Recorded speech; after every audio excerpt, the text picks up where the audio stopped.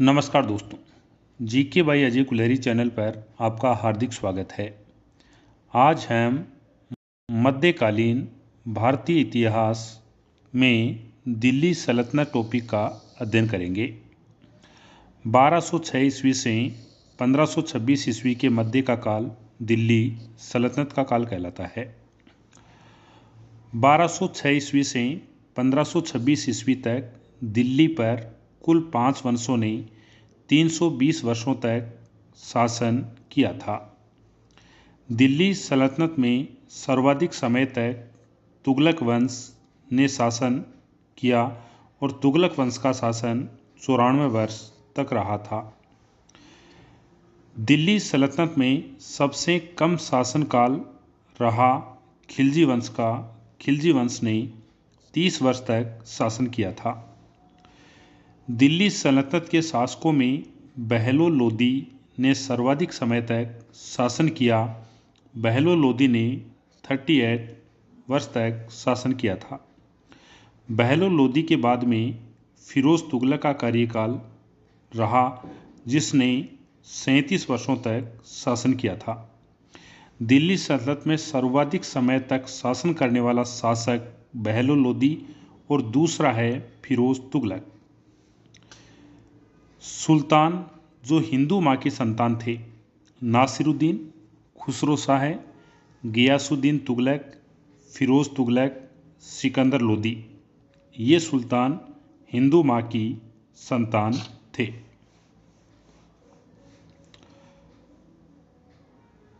गुलाम वंश। गुलाम वंश का शासन 1206 ईस्वी से 1290 ईस्वी के मध्य रहा है।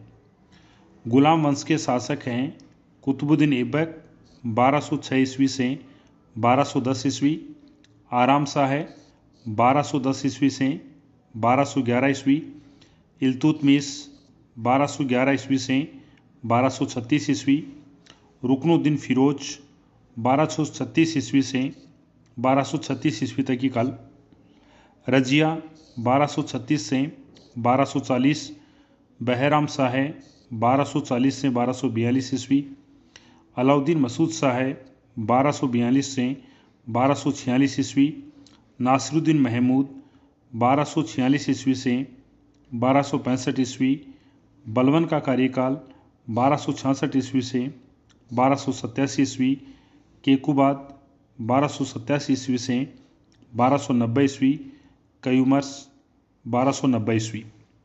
गुलाम वंश का संस्थापक कुतुबुद्दीन ऐबक था। कुतुबुद्दीन ऐबक ने 1206 ईस्वी से 1210 ईस्वी तक शासन किया था।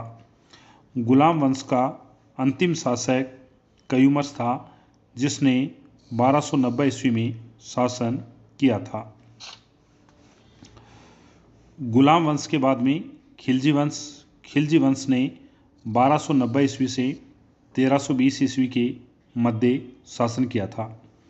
खिलजी वंश के शासक जलालुद्दीन खिलजी 1290 ईस्वी से 1296 ईस्वी, इब्राहिम रुकनुद्दीन 1296 ईस्वी, अलाउद्दीन खिलजी 1296 से 1316 ईस्वी, शिहाबुद्दीन उमर 1316 ईस्वी, मुबारक शाह 1316 ईस्वी से 1320 ईस्वी तक शासन किया था। नासिरुद्दीन खुसरो 1320 ईस्वी। खिलजी वंश का संस्थापक जलालुद्दीन खिलजी और खिलजी वंश का अंतिम शासक नासिरुद्दीन खुसरो था। इसके बाद में वंश आता है तुगलक वंश। तुगलक वंश ने 1320 ईस्वी से 1412 ईस्वी के मध्य शासन किया था। तुगलक वंश के शासक गयासुद्दीन तुगलक 1320 ईस्वी से 1325 ईस्वी, मोहम्मद बिन तुगलक 1325 ईस्वी से 1351 ईस्वी, फिरोज तुगलक 1351 ईस्वी से 1388 ईस्वी, गियासुद्दीन तुगलक द्वितीय 1388 ईस्वी से 1389 ईस्वी, अबू बकर शाह 1389 ईस्वी से 1390 ईस्वी के मध्य शासन किया था। नासिरुद्दीन मोहम्मद शाह 1390 ईस्वी से 1394 ईस्वी, अलाउद्दीन सिकंदर शाह 1394 ईस्वी, नासिरुद्दीन महमूद 1394 ईस्वी से 1412 ईस्वी तक शासन किया था। इसके बाद में सैयद वंश ने 1414 ईस्वी से 1450 ईस्वी तक शासन किया था। सैयद वंश के शासक खिजर खां 1414 ईस्वी से 1421 ईस्वी, मुबारक शाह 1421 ईस्वी से 1434 ईस्वी, मोहम्मद शाह 1434 ईस्वी से 1445 ईस्वी, आलम शाह 1445 ईस्वी से 1451 ईस्वी तक शासन किया था। सैयद वंश का संस्थापक खिजर खां और सैयद वंश का अंतिम शासक आलम शाह था। लोधी वंश ने 1451 ईस्वी से 1526 ईस्वी तक शासन किया था। लोधी वंश के शासक बहलो लोधी 1451 ईस्वी से 1489 ईस्वी, सिकंदर लोधी 1489 से 1517 ईस्वी, इब्राहिम लोधी 1517 ईस्वी से 1526 ईस्वी तक शासन किया था। दिल्ली सल्तनत का अंतिम सुल्तान था इब्राहिम लोधी और लोधी वंश का अंतिम सुल्तान था इब्राहिम लोधी।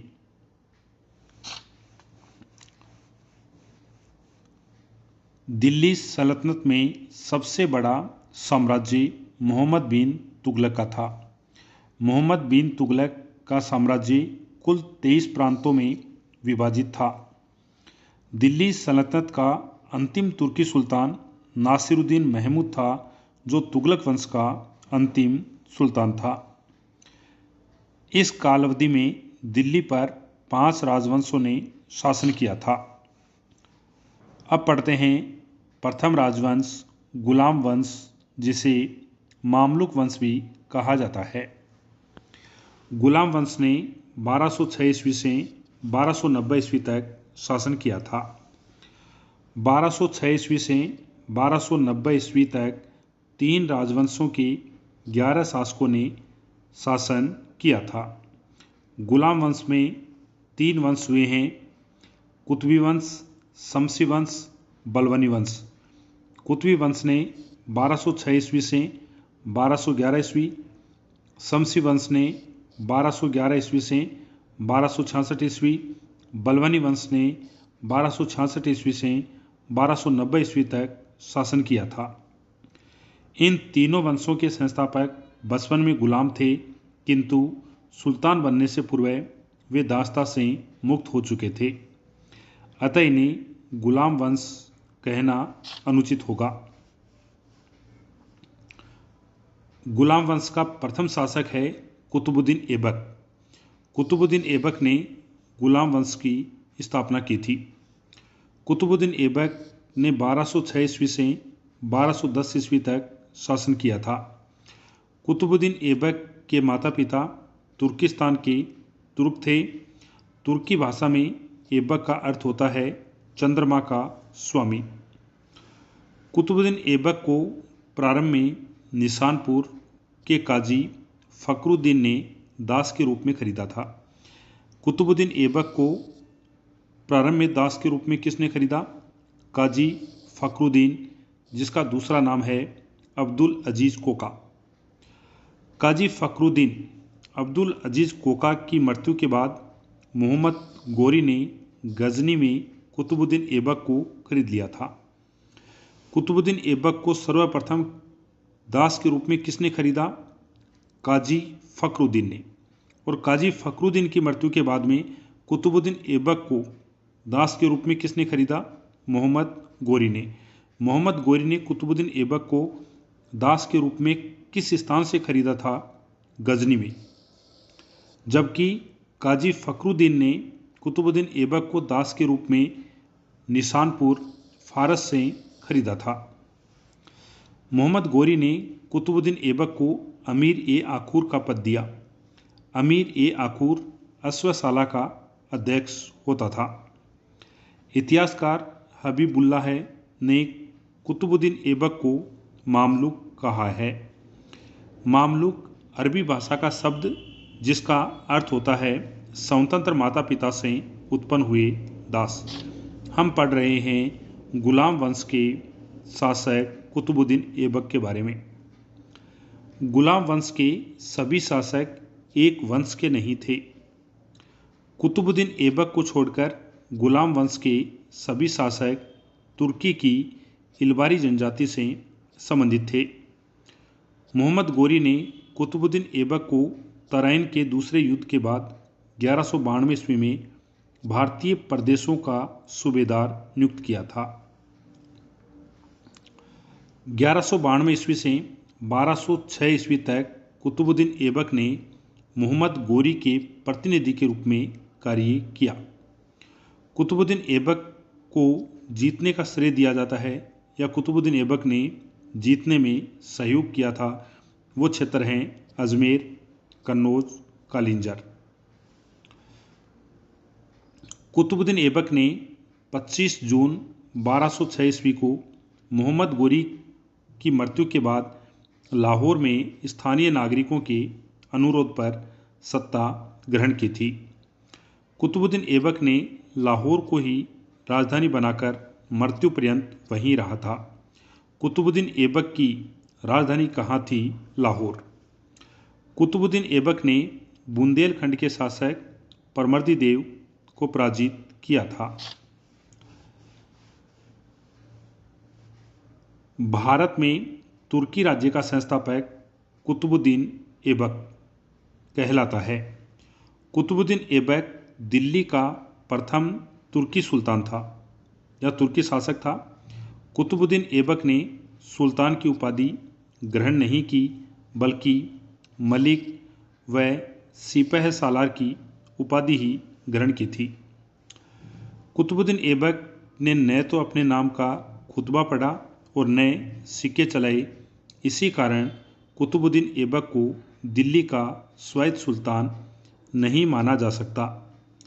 मोहम्मद गोरी के उत्तराधिकारी गयासुद्दीन महमूद ने कुतुबुद्दीन ऐबक सुल्तान स्वीकार किया। कहने का अर्थ यह है, कुतुबुद्दीन ऐबक ने अपने नाम के खुतबे और सिक्के नहीं चलाए, न तो अपने नाम का खुतबा पढ़ा और न सिक्के चलाए। इस कारण कुतुबुद्दीन ऐबक को दिल्ली का स्वायत्त सुल्तान नहीं माना जा सका। मोहम्मद गोरी का उत्तराधिकारी था गयासुद्दीन महमूद और गयासुद्दीन महमूद ने कुतुबुद्दीन ऐबक को सुल्तान स्वीकार किया था। गयासुद्दीन महमूद ने 1208 ईस्वी में कुतुबुद्दीन ऐबक को दास्ता से मुक्त किया। कुतुबुद्दीन ऐबक गद्दी पर बैठा था 1206 ईस्वी में लाहौर को राजधानी बनाकर। कहने का अर्थ यह है, कुतुबुद्दीन ऐबक जब गद्दी पर बैठा उस समय वह दास्ता से मुक्त नहीं था, क्योंकि दास्ता से मुक्ति मिली थी 1208 ईस्वी में और दास्ता से मुक्त किया था गयासुद्दीन महमूद ने। कुतुबुद्दीन ऐबक भारत का शासक बनने के समय तकनीकी रूप से गुलाम था। कुतुबुद्दीन ऐबक की उदारता व दानशीलता के लिए उसे लाख बख्श कहा जाता है। लाख बख्श कौन कहलाता है? लाख बख्श कुतुबुद्दीन ऐबक कहलाता है, क्योंकि वह उदार और दानशील था। कुतुबुद्दीन ऐबक को पील बख्श कहा जाता है, क्योंकि वह हाथियों का दान देता था। गयासुद्दीन महमूद ने कुतुबुद्दीन ऐबक को दास्ता से मुक्त करते हुए प्रतीक के रूप में एक छत्र भेजा था। इस सम्मान या दास्ता मुक्ति पत्र को लाने का श्रेय हसन निजामी को है, यानी गयासुद्दीन तुगलक है, उसने कुतुबुद्दीन ऐबक को दास्ता से मुक्त किया था और यह दास्ता मुक्ति पत्र है, यह हसन निजामी लेकर आए थे। कुरान का अत्यंत सुरीली आवाज़ में पाठ करने के कारण कुतुबुद्दीन ऐबक को कुरान खां भी कहा जाता है। कुरान खां किसे कहा जाता है? कुतुबुद्दीन ऐबक को, क्योंकि वह अत्यंत सुरीली आवाज़ में कुरान का पाठ करता था। मिनहाज सिराज ने कुतुबुद्दीन ऐबक को हातिम द्वितीय कहा है। ऐबक ने संरक्षण दिया, यानी ऐबक ने किनको संरक्षण दिया? हसन निजामी, फ़क्र ए मुदब्बिर को। हसन निजामी ने ताज उल मासिर को लिखा था। फ़क्र ए मुदब्बिर ने अदब उल हर्ब की रचना की थी। दिल्ली में कुतुब मीनार की नींव प्रसिद्ध सूफी संत ख्वाजा कुतुबुद्दीन बख्तियार काकी के नाम पर कुतुबुद्दीन ऐबक ने रखी थी। यानी दिल्ली में जो कुतुब मीनार है उसकी नींव किसने रखी थी? कुतुबुद्दीन ऐबक ने। और किसके नाम पर? ख्वाजा कुतुबुद्दीन बख्तियार काकी सूफी संत के नाम पर। दिल्ली में कुतुब मीनार का निर्माण कार्य इल्तुतमिश ने पूरा किया था। दिल्ली में कुतुब मीनार का निर्माण कार्य प्रारंभ किया कुतुबुद्दीन ऐबक ने, पूरा किया था इल्तुतमिश। कुतुब मीनार का प्रयोग आरंभ में अजान के लिए किया जाता था। 1197 ईस्वी में अनहिलवाड़ के युद्ध के बाद कुतुबुद्दीन ऐबक ने इल्तुतमिश को खरीदा था। 1197 ईस्वी में अनहिलवाड़ का युद्ध हुआ था और इस युद्ध के बाद में इल्तुतमिश को खरीदा। और इल्तुतमिश को किसने खरीदा था? कुतुबुद्दीन ऐबक ने। कुतुबुद्दीन ऐबक ने अपनी पुत्री का विवाह इल्तुतमिश के साथ किया था। कुतुबुद्दीन ऐबक ने इल्तुतमिश को सरे जानदार की उपाधि दी और अमीर शिकार का पद दिया था। कुतुबुद्दीन ऐबक ने दिल्ली में किला राय पिथौरा के निकट शहर बसाया था। यानी किला राय पिथौरा शहर किसने बसाया था? कुतुबुद्दीन ऐबक ने। और यह शहर मध्यकाल में निर्मित दिल्ली के 7 शहरों में एक था। यानी मध्यकालीन इतिहास में दिल्ली क्षेत्र में 7 शहर बसे थे। इनमें पहला शहर कुतुबुद्दीन ऐबक ने बसाया था और उसका नाम था किला राय पिथौरा। नेक्स्ट, अजमेर के निकट कुतुबुद्दीन ऐबक ने चौहान सम्राट विग्रहराज चतुर्थ द्वारा बनाए गए संस्कृत विद्यालय को तोड़कर अढ़ाई दिन का झोपड़ा नामक मस्जिद बनाई थी। अढ़ाई दिन का झोपड़ा नामक मस्जिद कहाँ पर है? अजमेर में है। अढ़ाई दिन का झोपड़ा नामक मस्जिद का निर्माण कुतुबुद्दीन ऐबक ने किया था। अढ़ाई दिन का झोपड़ा मस्जिद का निर्माण किसको तोड़कर किया गया? संस्कृत विद्यालय। और इस संस्कृत विद्यालय का निर्माण किसने किया था? चौहान सम्राट विग्रहराज चतुर्थ ने। अढ़ाई दिन का झोपड़ा इमारत पर संस्कृत नाटक हरिकेली के कुछ अंश अंकित हैं।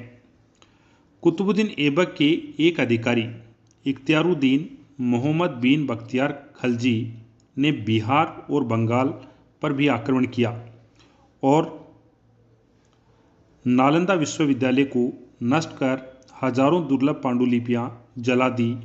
इस समय बंगाल में सेन वंश का शासक लक्ष्मण सेन और राजधानी नदिया थी। नालंदा विश्वविद्यालय को नष्ट किसने किया था? बख्तियार खलजी ने। और बख्तियार खिलजी हैं वो किसके अधिकारी थे? कुतुबुद्दीन ऐबक के अधिकारी थे। नालंदा विश्वविद्यालय बंगाल के सेन वंश के शासक लक्ष्मण सेन के क्षेत्र में था और लक्ष्मण सेन की राजधानी नदिया थी। बख्तियार खिलजी ने नदिया जो राजधानी थी पर आक्रमण किया और लखनौती को अपनी राजधानी बनाया। बख्तियार खिलजी की हत्या अली मर्दान खां के द्वारा की गई थी। कुतुबुद्दीन ऐबक ने बंगाल में केमाज रूमी को भेजा। केमाज रूमी ने अली मर्दान खां को वहां का सूबेदार बनाकर बंगाल को दिल्ली सल्तनत का अंग बनाया। कुतुबुद्दीन ऐबक ने गजनी के ताजुद्दीन यल्दौज की पुत्री से विवाह किया था। कुतुबुद्दीन ऐबक का विवाह किसके साथ हुआ? गजनी के ताजुद्दीन यल्दौज की पुत्री से।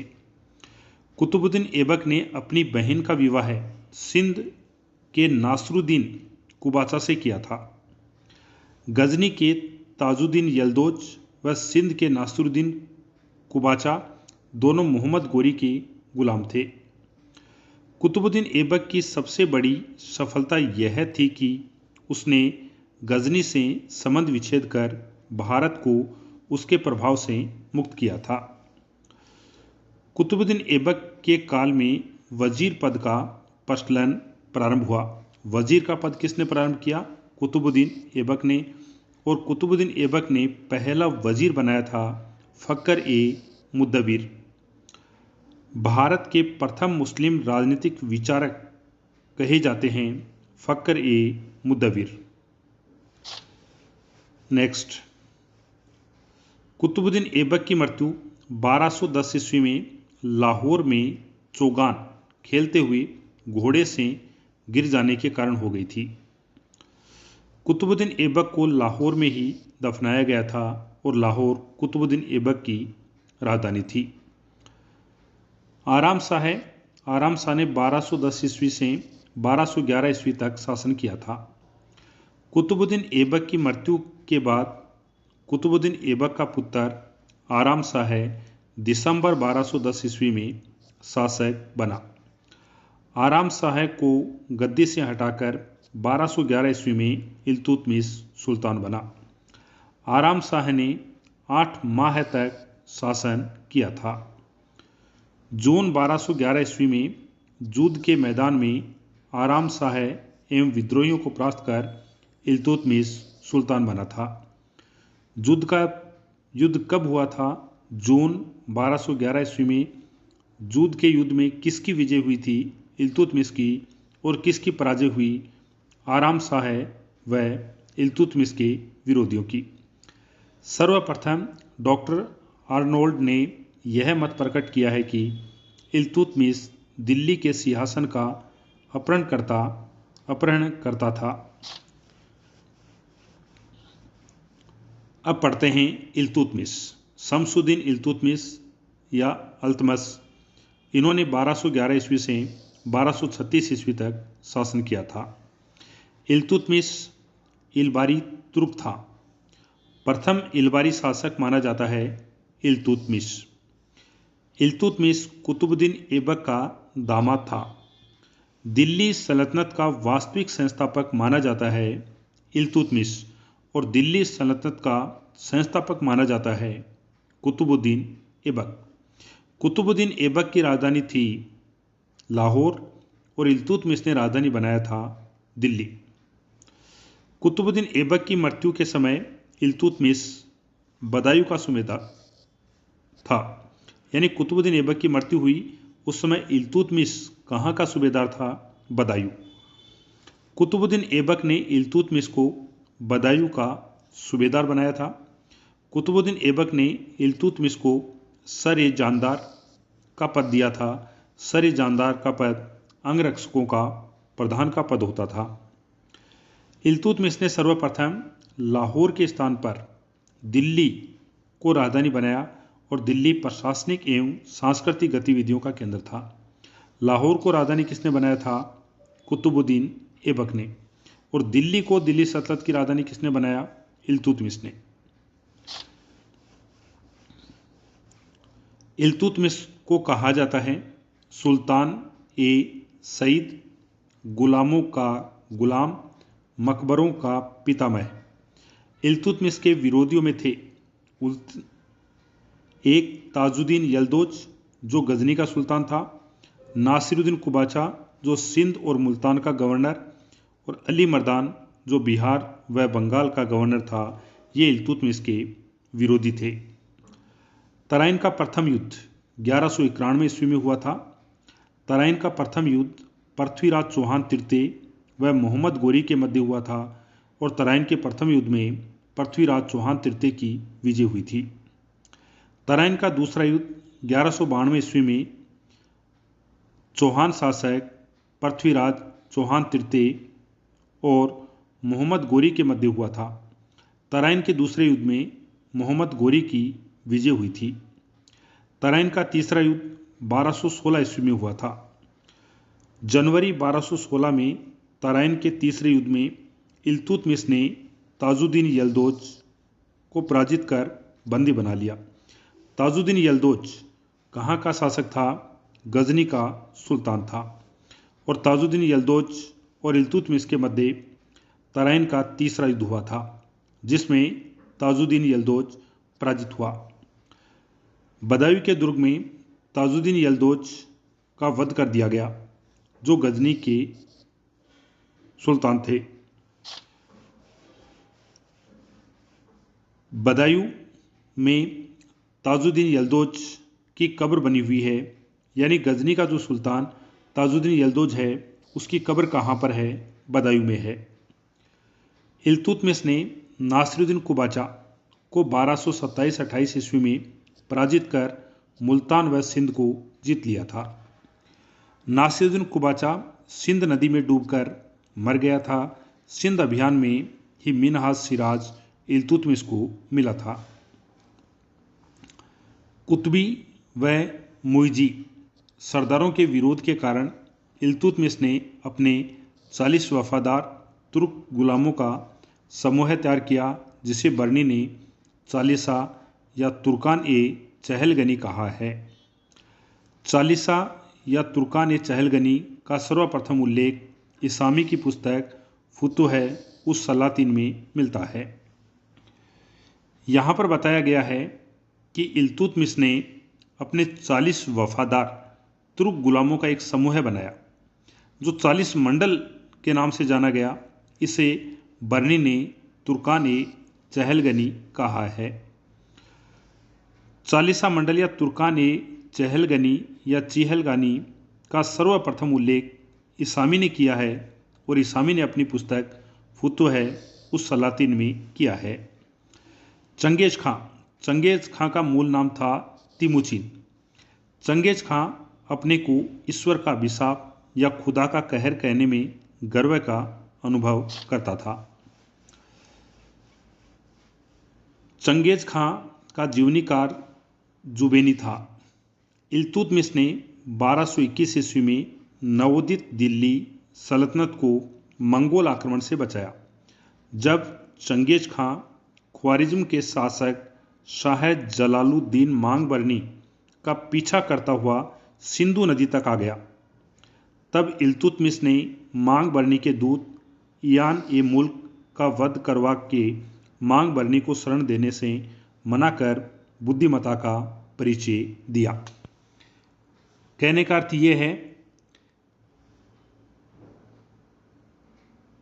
कि चंगेज खां था, उसने ख्वारिज्म के शासक शाह जलालुद्दीन मांगबरनी पर आक्रमण किया और ये भागता हुआ सिंधु नदी तक आ गया। मांगबरनी ने अपना दूत, जिसका नाम था ईयान ए मुल्क, को इल्तुतमिश के पास भेजा और इल्तुतमिश को कहा कि हमारे शासक ख्वारिज्म के जो शासक हैं जलालुद्दीन मांगबरनी, उनकी सहायता करो। इल्तुतमिश ने उनकी सहायता नहीं की। बदले में मांगबरनी का जो दूत था ईयान ए मुल्क, उसका वध कर दिया और ख्वारिज्म के शासक जलालुद्दीन मांगबरनी की सहायता नहीं करने के कारण चंगेज खां खुश हो गया और चंगेज खां ने भारत पर आक्रमण नहीं किया। इल्तुतमिश ने गयासुद्दीन को पराजित कर बंगाल को भी पूर्णतः अपने अधीन किया। गयासुद्दीन ने भी खलीफा से खिलत प्राप्त की थी। इल्तुतमिश ने बंगाल व बिहार के लिए अलग अलग गवर्नर नियुक्त किए थे। 1229 ईस्वी में इल्तुतमिश ने बगदाद के अब्बासी खलीफा अल मुस्तनसीर बिल्लाह मंसूर से धार्मिक एवं राजनीतिक मान्यता का अधिकार पत्र प्राप्त किया। उसके नाम के सिक्के चलाए, जिससे दिल्ली सल्तनत को औपचारिक मान्यता प्राप्त हुई।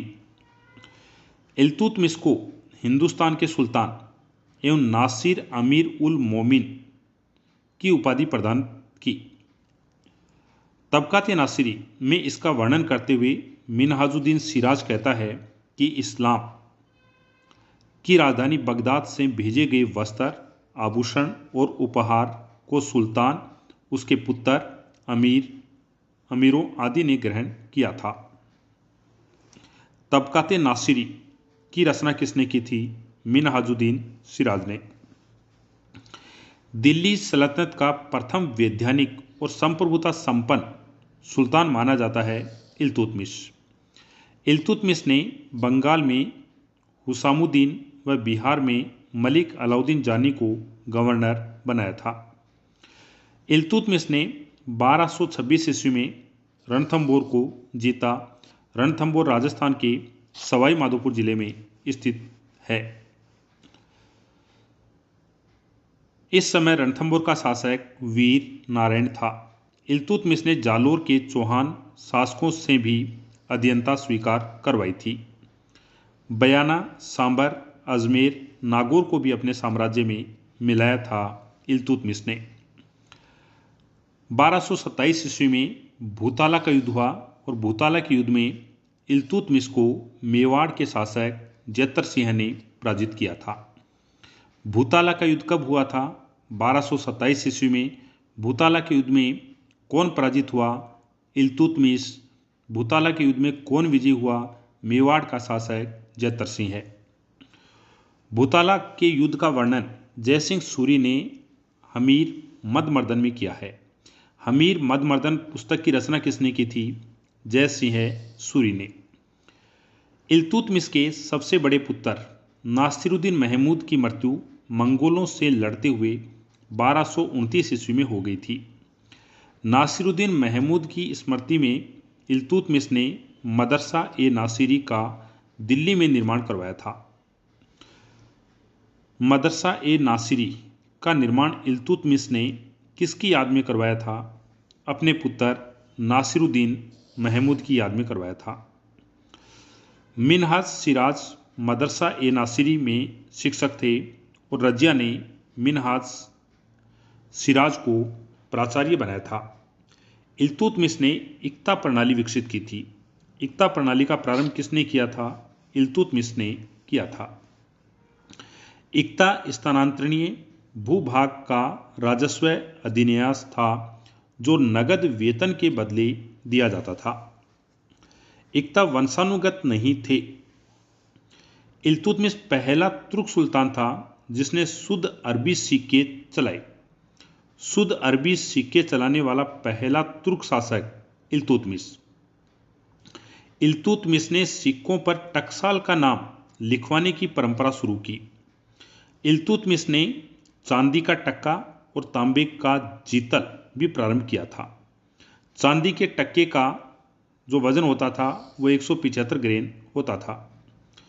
इल्तुतमिश ने 1234 और 1235 ईस्वी में भिल्सा में हिंदू मंदिर, मालवा में उज्जैन के महाकाल मंदिर को लूटा और मंदिर को ध्वस्त कर विक्रमादित्य की मूर्ति को दिल्ली लाया। इल्तुतमिश ने अवध में पिंचू के विद्रोह का दमन किया और 1232 ईस्वी में ग्वालियर के मंगल देव को पराजित किया था इल्तुतमिश ने।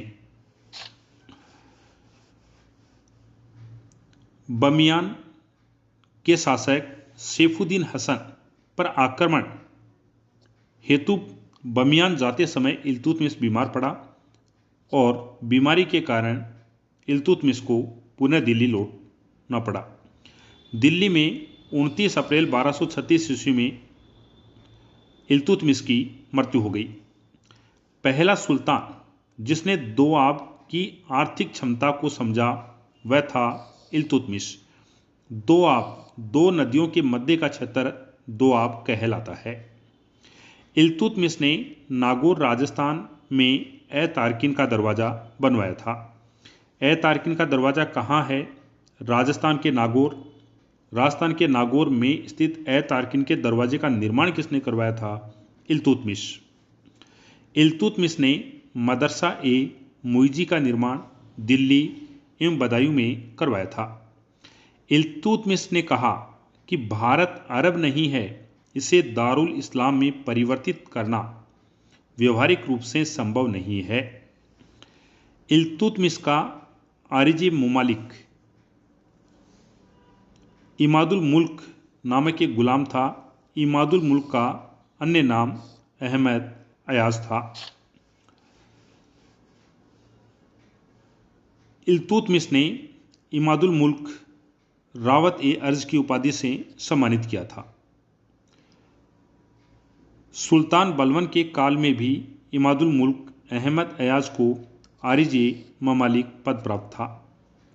इल्तुतमिश का वजीर निजामुल मोहम्मद जुनैदी ताजिक यानी गैर तुर्क था।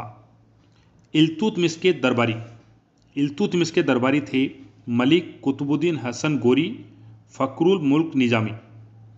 इल्तुतमिश ने संरक्षण प्रदान किया था मिनहाजुद्दीन सिराज, मलिक ताजुद्दीन दबीर, अमीर खुसरो के पिता सैफुद्दीन, अबू बकर बिन मोहम्मद रूहानी, नासिरी, नूरुद्दीन मोहम्मद। यह इल्तुतमिश के संरक्षण प्रदान प्राप्त करता थे। इल्तुतमिश ने संरक्षण प्रदान किया था मिनहाजुद्दीन सिराज को, मलिक ताजुद्दीन दबीर, अमीर खुसरो के पिता सैफुद्दीन, अबू बकर बिन मोहम्मद रूहानी, नासिरी, रुनुद्दीन मोहम्मद। नूरुद्दीन ने लुबाब उल अलबाब को लिखा था। यानी लुबाब उल अलबाब की रचना किसने की थी? नूरुद्दीन। आर.पी. त्रिपाठी ने इल्तुतमिश को भारत में मुस्लिम राज्य का वास्तविक संस्थापक माना है। डॉक्टर ईश्वरी प्रसाद ने इल्तुतमिश को भारत में गुलाम वंश का वास्तविक संस्थापक बताया है। इब्न बतूता लिखता है कि इल्तुतमिश के महल के सामने संगमरमर के 2 सिंह बने थे, जिनके गले में घंटियां लटकी होती थी, जिन्हें खींचने पर फरियादी को तुरंत न्याय मिलता था।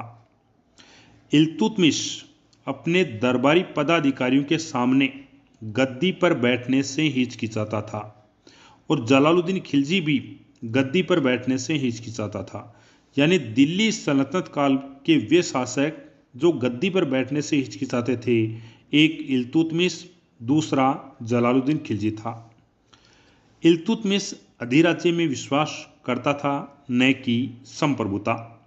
संप्रभुता सर्वोच्च शक्ति होती है। इल्तुतमिश ने ईरानी राजतंत्रीय परंपराओं को ग्रहण किया व उन्हें भारतीय वातावरण के अनुकूल समन्वित किया। इल्तुतमिश ने आदाब उल सलातिन और मासरे उल सलातिन जैसी ईरानी राजतंत्र से संबंधित पुस्तकें अपने पुत्रों की शिक्षा के लिए बगदाद से मंगवाई थी। फक्रे मुदव्विर ने इल्तुतमिश के शासनकाल में राजनीतिक सिद्धांत और राजनीतिक संगठन की कला व युद्ध कला पर फारसी भाषा में आदाब उल हर्ब नामक प्रथम भारतीय मुस्लिम ग्रंथ तैयार किया था। रजिया इल्तुतमिश यानी इल्तुतमिश ने अपनी पुत्री रजिया को अपना उत्तराधिकारी चुना था। रजिया इल्तुतमिश ने किसे अपना उत्तराधिकारी चुना था? रजिया को ग्वालियर विजय के बाद चांदी के टक्के पर रजिया का नाम अंकित करवाया था। इल्तुतमिश की पुत्री थी रजिया, जिसे इल्तुतमिश ने अपना उत्तराधिकारी चुना। इल्तुतमिश ने सुल्तान के पद को वंशानुगत किया था। अमीरों ने इल्तुतमिश की मृत्यु के बाद इल्तुतमिश के पुत्र रुकनुद्दीन फिरोज शाह को गद्दी पर बिठाया। इल्तुतमिश की मृत्यु के बाद गद्दी पर कौन बैठा? रुकनुद्दीन फिरोज शाह। इल्तुतमिश ने अपना उत्तराधिकारी किसे घोषित किया था? रजिया सुल्तान। रुकनुद्दीन फिरोज शाह के समय वास्तविक सत्ता रुकनुद्दीन फिरोज शाह की मां शाह तुर्कान के हाथों में थी। शाह तुर्कान तानाशाही प्रवृत्ति की होने के बावजूद भी विद्वान व पवित्र जनों को उपहार, दान आदि देती थी। रुकनुद्दीन फिरोज शाह मात्र 7 माह तक शासन कर सका। रुकनुद्दीन फिरोज शाह का शासन 1236 ईस्वी में था। रजिया ने शुक्रवार को नमाज के समय लाल वस्त्र पहनकर लोगों से शाह तुर्कान के विरुद्ध सहायता मांगी। लाल वस्त्र है वह न्याय के प्रतीक होते थे। लोगों ने रुकनुद्दीन फिरोज शाह को अपदस्थ कर रजिया को सुल्तान बनाया। इल्तुतमिश के समय न्याय चाहने वाले व्यक्ति को लाल वस्त्र पहनने होते थे। रजिया के मामले में पहली बार दिल्ली की जनता ने उत्तराधिकारी के प्रश्न पर स्वयं निर्णय लिया था।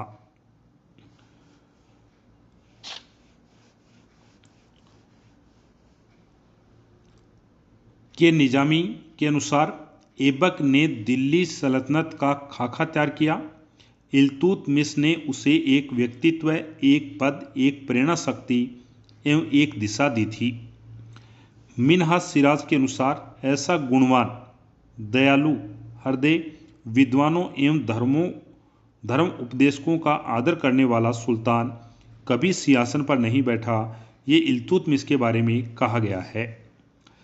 इल्तुतमिश के दरबार में रुकनुद्दीन मोहम्मद औफी ने जमावी उल हिकायत की रचना की थी। जमावी उल हिकायत पुस्तक में सर्वप्रथम चुंबकीय कंपास का उल्लेख मिलता है। चुंबकीय कंपास का उल्लेख सर्वप्रथम किस पुस्तक में मिलता है? जमावी उल हिकायत में। जमावी उल हिकायत पुस्तक की रचना किसने की थी? नूरुद्दीन मोहम्मद औफी ने। इल्तुतमिश की मृत्यु के बाद 40 दल सुल्तान निर्माता की भूमिका में आ गए थे।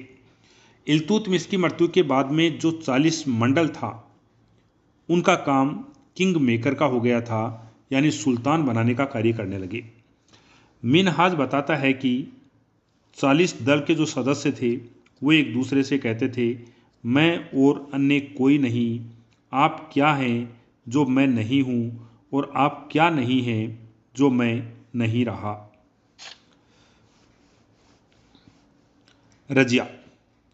रजिया सुल्तान का शासन 1236 ईस्वी से 1240 ईस्वी तक रहा। दिल्ली सल्तनत की प्रथम एवं अंतिम मुस्लिम महिला शासिका रजिया सुल्तान थी। दिल्ली सल्तनत की प्रथम और अंतिम मुस्लिम शासिका कौन है? रजिया सुल्तान। रजिया ने पर्दा त्याग कर पुरुषों के समान कुबा यानी कोट व कुला यानी टोपी पहनकर दरबार में आना शुरू कर दिया। रजिया ने अबिसिनियाई हबशी जलालुद्दीन याकूत को अमीर आखुर के पद पर नियुक्त किया। रजिया ने अमीर आखुर के पद पर किसे नियुक्त किया था?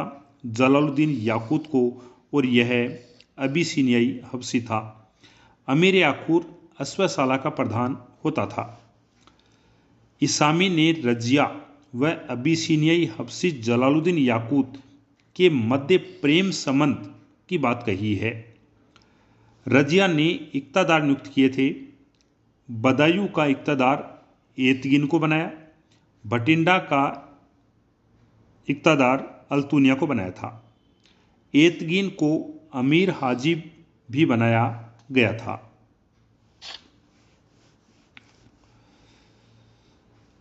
रजिया को लोगों का समर्थन प्राप्त था। रजिया सुल्तान के विरोधी थे। बदायूं के गवर्नर, मुल्तान के गवर्नर, हासी के गवर्नर, लाहौर के गवर्नर, इल्तुतमिश के समय वजीर निजामुल मुल्क मोहम्मद जुनैदी, मलिक अलाउद्दीन जानी, कबीर अयाज खां, मलिक इजुद्दीन सलारी, मलिक सैफुद्दीन कुची, यह रजिया सुल्तान के विरोधी थे। रजिया सुल्तान के विरुद्ध षड्यंत्रकारियों का प्रमुख एतगिन था। रजिया के विरुद्ध पहला विद्रोह लाहौर के गवर्नर कबीर अयाज खां के द्वारा किया गया था।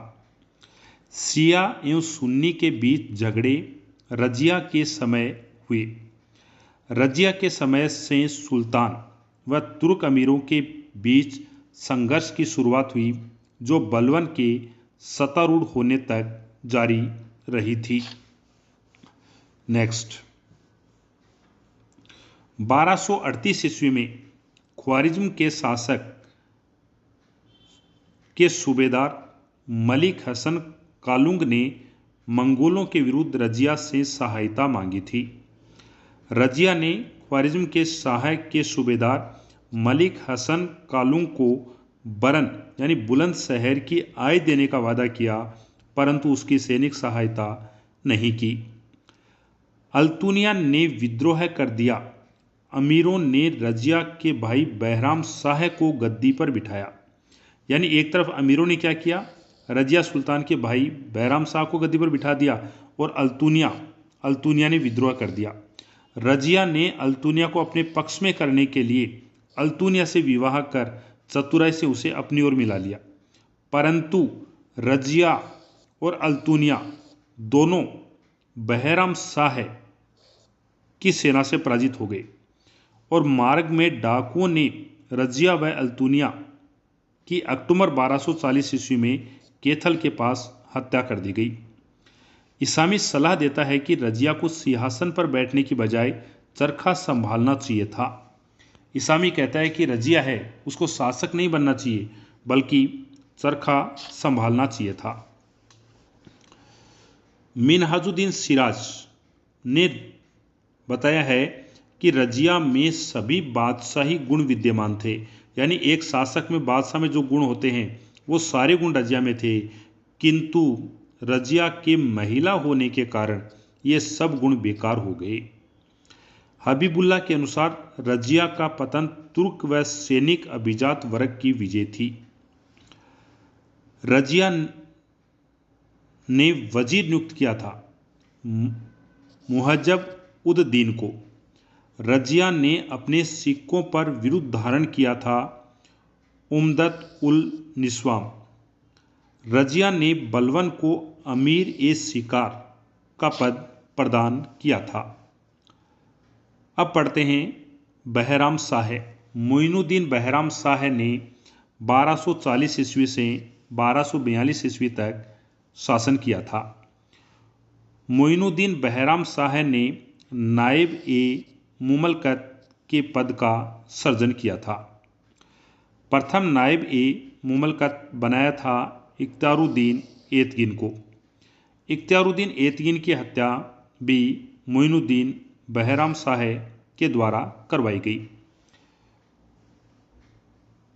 नायब ए मुमलकत का पद है वो किसने बनाया था?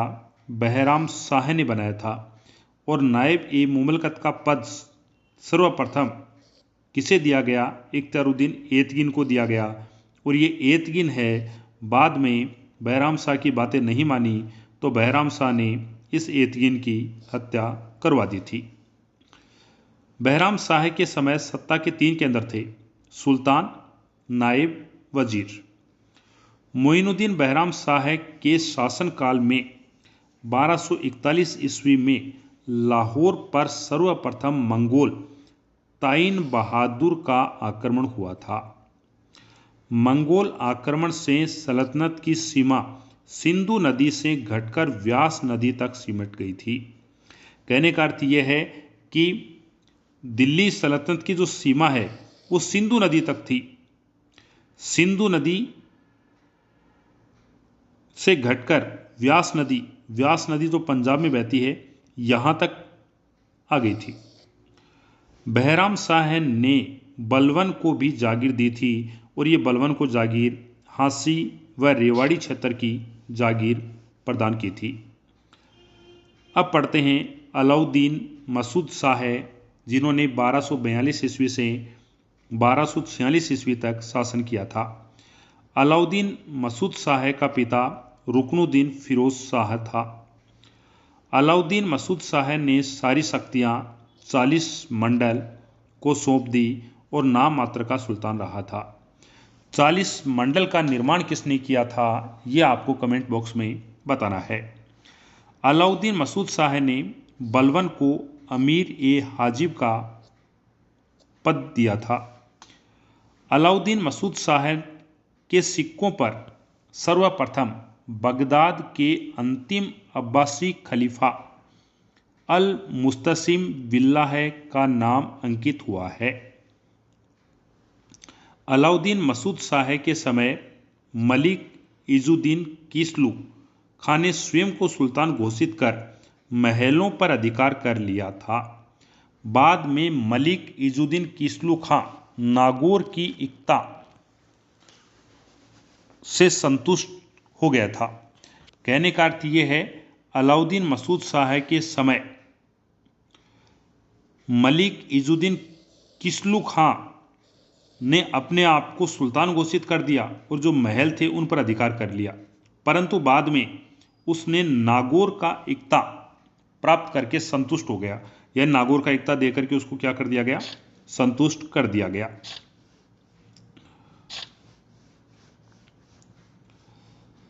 अब पढ़ते हैं नासिरुद्दीन महमूद।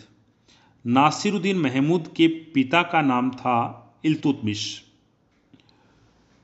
बलवन के सहयोग से अलाउद्दीन मसूद शाह को गद्दी से हटाकर नासिरुद्दीन महमूद सुल्तान बना था।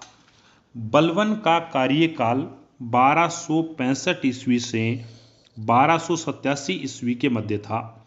अलाउद्दीन मसूद शाह का शासनकाल 1242 ईस्वी से 1246 ईस्वी और नासिरुद्दीन महमूद का शासन 1246 से 1265 ईस्वी के मध्य था। कहने का अर्थ यह है, अलाउद्दीन मसूद शाह गद्दी पर था, उसको हटाया था नासिरुद्दीन महमूद ने, और नासिरुद्दीन महमूद को अलाउद्दीन मसूद शाह को गद्दी में हटाने में सहायता की थी बलवन के द्वारा।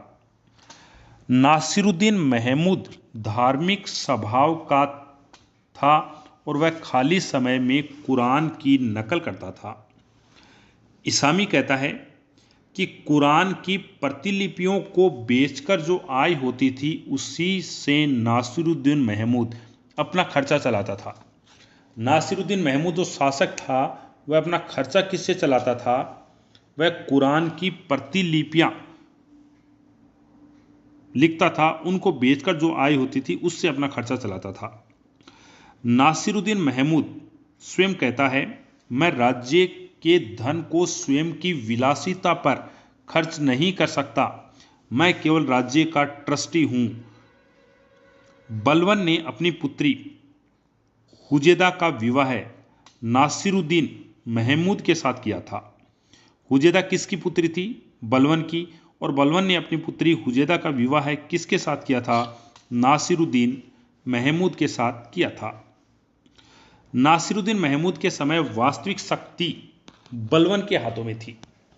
दिल्ली सल्तनत का एकमात्र सुल्तान नासिरुद्दीन महमूद था, जिसकी केवल एक पत्नी थी, वो थी बलवन की पुत्री और जिसका नाम था हुजेदा।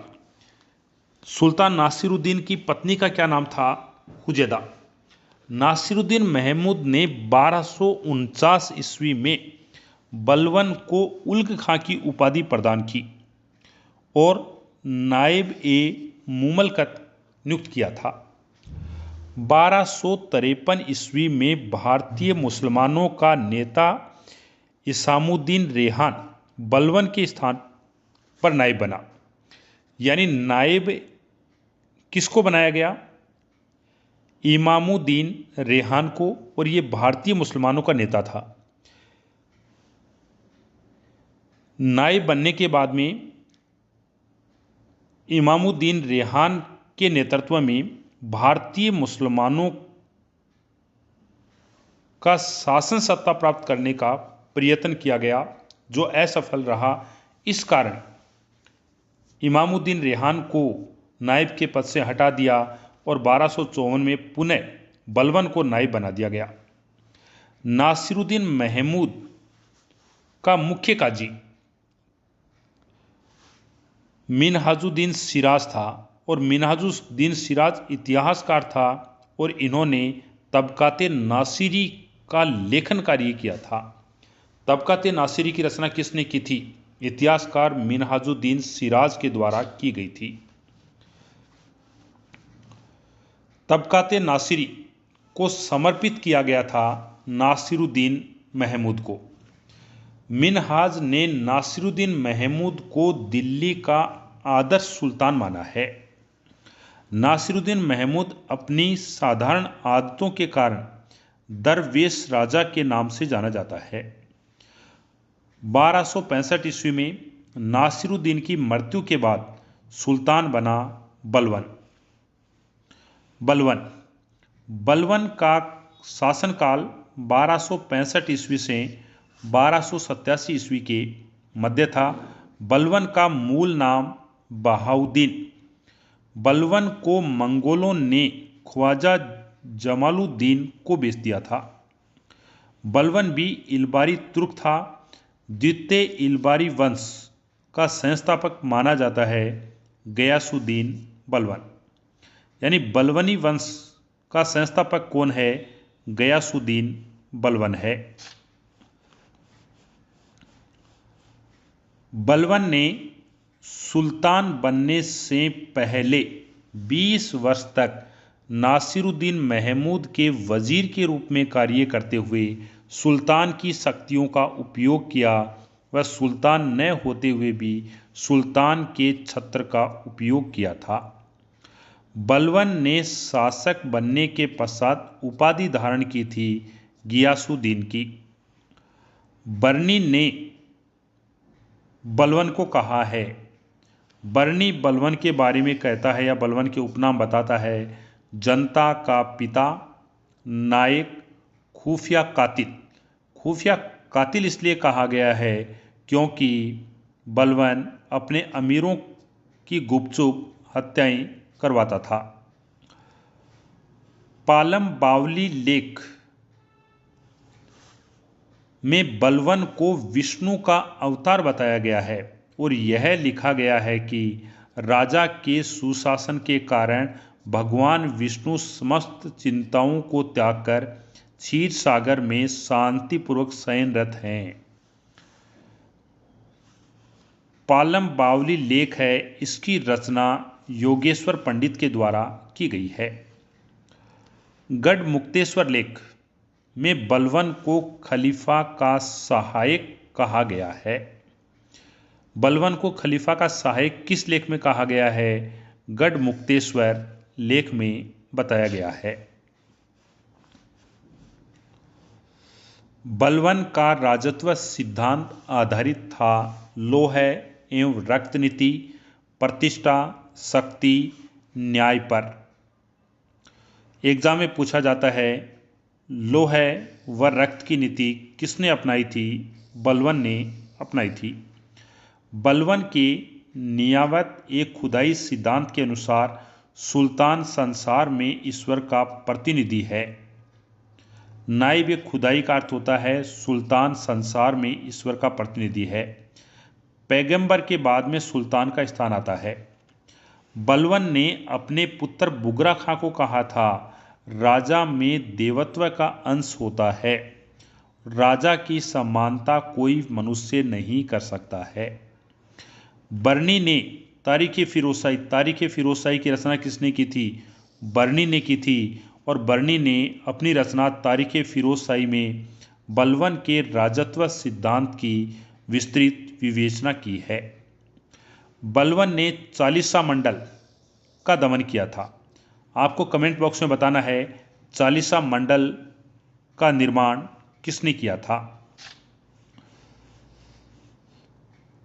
बलबन ने सुल्तान की प्रतिष्ठा बढ़ाने के लिए चालीसा मंडल के जो सदस्य थे उनके साथ अच्छा व्यवहार नहीं किया, उन्हें क्रूर तरीके से समाप्त किया था। बदायूं के गवर्नर बकबक को जनता के सामने कोड़ों से पिटवाया था। अवध के शासक हेवात खां के भी 500 कोड़े लगवाए। बंगाल के तुगरिल से पराजित होने पर अवध के शासक अमीन खां को अयोध्या के फाटक पर लटकवा दिया था। बलबन ने स्वयं को फिरदौसी के शाहनामा में वर्णित अफरासियाब का वंशज माना एवं शासन को ईरानी आदर्श के आधार पर व्यवस्थित किया था। बलबन पहला भारतीय मुस्लिम शासक था जिसने स्वयं को जिले इलाही यानी ईश्वर की छाया कहा। ये उपाधि सिक्कों पर अंकित करवाई। बलबन के समय वजीर का महत्व घट गया और नायब का पद समाप्त हो गया था। नायब का पद समाप्त किसके शासनकाल में हुआ था? बलबन के शासनकाल में हुआ था। बलबन ने अपनी प्रतिष्ठा बढ़ाने के लिए दरबार में गैर इस्लामी प्रथाओं की शुरुआत की। यानी सम्राट की प्रतिष्ठा बढ़ाने के लिए दरबार में गैर इस्लामी प्रथाओं का प्रारंभ बलबन ने किया था। इन प्रथाओं में थी सीजदा या जिसे जमीन पोशी सीजदा भी कहा जाता है। इसमें घुटने के बल बैठकर सुल्तान के समक्ष सिर झुकाना होता था। दूसरी प्रथा पाइबोस सुल्तान के पैर चूमना जैसी ईरानी प्रथाएं थी। नौरोज का त्यौहार, ईरानी त्यौहार मनाना प्रारंभ किया। अपने पोत्रों के नाम भी केकुबाद, केखुसरो, कयुमर्स आदि ईरानी नाम रखे। दरबार में शराब, नृत्य एवं संगीत बंद करवा दिया। दरबारियों को विशेष वस्त्र यानी ड्रेस कोड पहनने का आदेश दिया। दरबार में हंसी मजाक भी बंद करवा दिया। यह नियम लागू किए थे बलबन ने सम्राट या सुल्तान की प्रतिष्ठा बढ़ाने के लिए। बलबन साधारण व्यक्तियों से नहीं मिलता था। बलबन के बारे में बर्नी कहता है, बर्नी ने बलबन के बारे में कहा है, जब मैं किसी तुच्छ परिवार के व्यक्ति को देखता हूं तो मेरे शरीर की प्रत्येक नाड़ी क्रोध से उत्तेजित हो जाती है। बलबन का वजीर था ख्वाजा हसन बसरी। बलबन ने उच्च प्रशासनिक पदों पर नियुक्ति में उच्च वंशावली को महत्व दिया था। बलबन ने उलेमा को वर्गीकृत किया था, उलमा ए अखिरत, उलमा ए दुनिया। बलबन सलाह लेता था, यानी बलबन का एक मित्र था जो दिल्ली का कोतवाल था, उसकी सलाह मानता था, जिसका नाम था फखरुद्दीन। दिल्ली सल्तनत का प्रथम सुल्तान जिसने अपना वसीयत घोषित किया था वह था बलबन, और बलबन की वसीयत का संकलन बर्नी के द्वारा किया गया था। बलबन ने इक्ताओं के पुनर्ग्रहण का आदेश दिया था। बलबन ने सैनिक सेवाओं के बदले दी हुई जागीरों की जांच करवाई। अयोग्य सैनिकों को पेंशन देकर सेवा से मुक्त किया था। बलबन ने आदेश दिया कि अधिशेष की राशि इक्ता से सुल्तान के कोषागार में भेजी जाए। 1289 में ख्वाजा नामक दीवानी अधिकारी को नियुक्त किया था बलबन ने। ख्वाजा नामक दीवानी अधिकारी के कार्य क्या थे? 1. इक्ताओं पर नियंत्रण रखता था। 2. इक्ताओं की आय का आंकलन करता था। 3. लेखा रिकॉर्ड रखता था। बलबन ने इक्ता को अपने उत्तराधिकारियों को स्थानांतरित करने पर रोक लगा दी थी, और बलबन ने गुप्तचर विभाग की स्थापना की। गुप्तचर विभाग दीवान ए वरीद कहलाता था। गुप्तचर विभाग की स्थापना किसने की थी? बलबन ने की थी। सामंतों की गतिविधियों पर नजर रखने हेतु गुप्तचर विभाग की स्थापना की गई। दीवान ए वरीद। पहली बार गुप्तचर विभाग की स्थापना किसने की थी? बलबन के द्वारा की गई थी। बलबन ने सैन्य विभाग दीवाने अर्ज की स्थापना की, और बलबन ने इमाद उल मुल्क को सेना अध्यक्ष नियुक्त किया था। मंगोल आक्रमण से बचने के लिए उत्तरी पश्चिमी सीमा पर किलों की श्रृंखला बनवाई थी बलबन ने। भारत पर मंगोलों का आक्रमण होता था उत्तरी पश्चिमी सीमा से, तो बलबन ने उत्तरी पश्चिमी सीमा पर किलों की श्रृंखला बनवाई थी। बलबन ने संपूर्ण सीमांत प्रदेश, जो सीमांत प्रदेश थे, उनको 2 भागों में बांटा था। एक भाग छोटे पुत्र बुगरा खां को और दूसरा बड़े पुत्र मोहम्मद खां को दे दिया था। छोटे पुत्र बुगरा खां को सुनम, समाना, उच्च के प्रांत दिए, जबकि बड़े पुत्र मोहम्मद खां को मुल्तान, सिंध, लाहौर के प्रांत दिए थे। शहजादा मोहम्मद खां को बलबन ने शहीद की उपाधि दी थी। बलबन का बड़ा पुत्र शाहजादा मोहम्मद खां 1286 ईस्वी में तैमूर खां के नेतृत्व में हुए मंगोल आक्रमण का सामना करते हुए मारा गया था। एकमात्र विद्रोह है जिसे बलबन ने दिल्ली से बाहर आकर दबाया था, बंगाल विद्रोह था। 1289 ईस्वी में बंगाल के सूबेदार तुगरिल खान ने विद्रोह किया। तुगरिल ने सुल्तान व मुगुसुद्दीन की उपाधि धारण की एवं खुतबा पढ़वाकर अपने नाम के सिक्के भी चलवाए थे। बलवन अपने पुत्र बुगरा खां के साथ बंगाल के सूबेदार तुगरिल के विद्रोह को दबाने गया और अंत में मुकदिर ने सूबेदार तुगरिल को मार दिया था। इसी समय बलवन ने बुगरा खां से कहा था, सुल्तान का पद निरंकुशता का सजीव प्रतीक है। बलवन ने कटेहर विद्रोह के दमन के समय 9 वर्ष से ऊपर सभी पुरुषों के कत्ल का आदेश जारी किया था।